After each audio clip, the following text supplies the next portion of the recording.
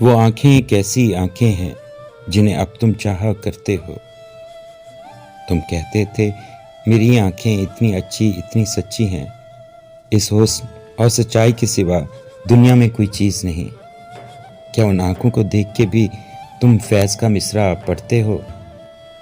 तुम कहते थे मेरी आंखों की नीलाहट इतनी गहरी है, मेरी रूह अगर एक बार उतर जाए तो उसकी पूर नीलम हो जाए।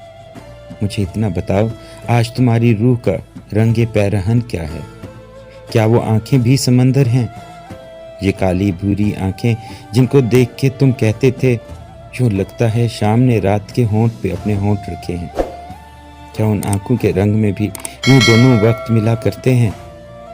क्या सूरज डूबने का लम्हा उन आंखों में भी ठहर गया है, या वहाँ फ़कत महताब तरसते रहते हैं।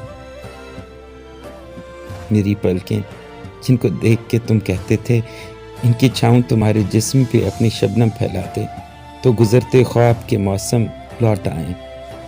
क्या वो पलकें भी ऐसी हैं जिन्हें देख के नींद आ जाती हो। तुम कहते थे मेरी आंखें यूं ही अच्छी हैं, हाँ काजल की धुंधलाई हुई तहरीर भी हो तो बात बहुत दिलकश होगी। वो आंखें भी सिंगार तो करती होंगी, क्या उनका काजल खुद ही मिट जाता है।